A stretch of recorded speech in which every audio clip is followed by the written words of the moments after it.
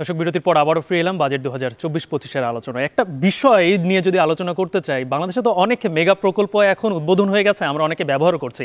পদ্মা সেতু দিয়ে আমরা যখন পারাপার হই, নিশ্চয়ই সেখানে টোল দিতে হয়, কিংবা আমরা যখন মোবাইল ফোনে কথা বলি তখনও সেখানে একটা খরচ দিতে হয়। কিন্তু সরকার যখন এই বিষয়গুলোর উপরে বাড়তি শুল্ক আরোপ করে, তখন মানুষের সেবার যে ব্যয়টা সেটা মানুষকে প্রদান করতে হয়।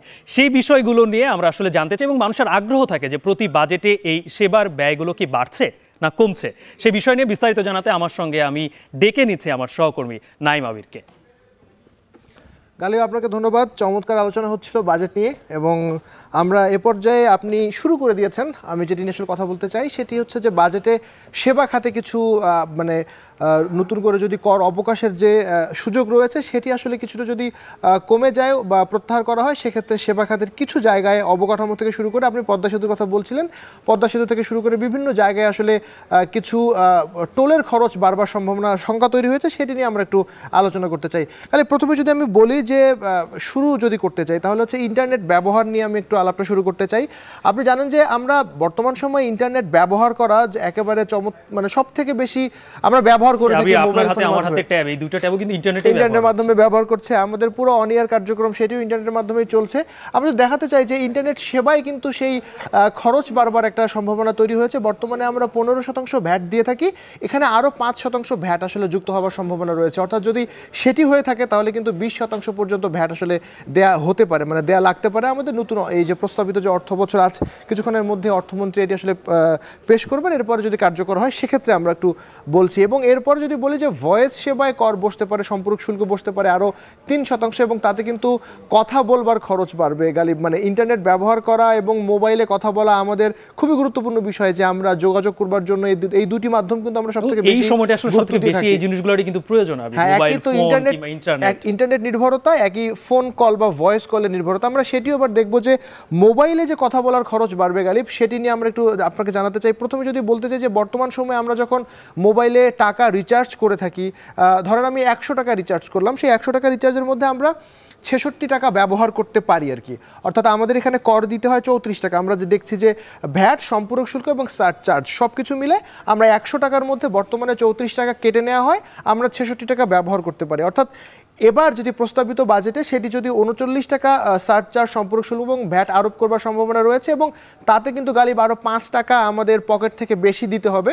অর্থাৎ যেখানে আমরা 100 টাকায় 66 টাকা ব্যবহার করতে পারতাম, সে জায়গায় আসলে আমাদেরকে 61 টাকা এখন ব্যবহার করতে হচ্ছে। সুতরাং যারা আমরা অনেক বেশি ফোনে কথা বলি, তারা ফোনে কথা বলা একটু কমিয়ে দিতে হবে। অর্থাৎ ফোনে কথা বলবার যে খরচ সেটি কিন্তু বাড়ছে।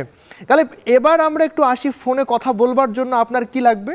সিম লাগবে, মোবাইলের সিম লাগবে। সেই সিমেও কিন্তু খরচ বাড়বার সম্ভাবনা তৈরি হয়েছে। অর্থাৎ একাধারে মোবাইল সংক্রান্ত, আমরা মোবাইলে ইন্টারনেট ব্যবহার করা, ইন্টারনেট শুধু মোবাইলে আমরা ব্যবহার করি না, বিভিন্ন জায়গায় আমরা ব্যবহার করে থাকি, পিসিতে, ল্যাপটপে, কম্পিউটারে।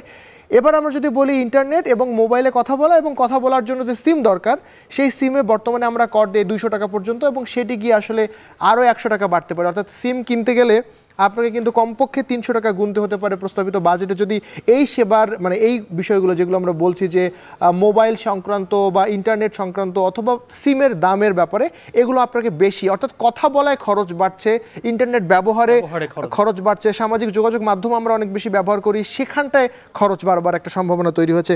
গালিব, আপনি কিছুক্ষণ আগে যেটি বলছিলেন যে সেবা খাতে যে ব্যয় বাড়বার সম্ভাবনা তৈরি হয়েছে, সেটি একটু বলতে চাই। প্রথমে আপনি দেখেন যে উড়াল সড়ক, এক্সপ্রেসওয়ে, ফ্লাইওভার এবং বিভিন্ন সেতু, টোল, আমরা যখন ঢাকা এলিভেটেড এক্সপ্রেসওয়েতে চড়ি গালিব, এখান থেকে 10 মিনিটে কিন্তু এখন ফার্মগেট থেকে বা তেজগাঁও থেকে চলে যাওয়া যায় এয়ারপোর্টে। সেটি যখন এখানে চলে আসবে, অর্থাৎ কুতুবখালী পর্যন্ত, সেখানে কিন্তু 20 মিনিটে এই পুরো যাত্রাটি আসলে করা যাবে। সেরকম এক্সপ্রেসওয়েতে আমরা যে টোলটা দিই, সেটি বাড়বার সম্ভাবনা তৈরি হয়েছে উড়াল সড়কে এবং ফ্লাইওভার সহ। পদ্মা সেতুর কথা বলছি, এবং আমরা যে ধরনের সেতুগুলোতে টোল দেই, এখানে একটা তথ্য দিয়ে রাখি যে কর অবকাশ নামে একটি বিষয় এখানে রয়েছে। মোট 17টি অবকাঠামোতে কিন্তু এই কর অবকাশটি প্রত্যাহার হতে পারে, তার মধ্যে অন্যতমগুলো তো বললাম।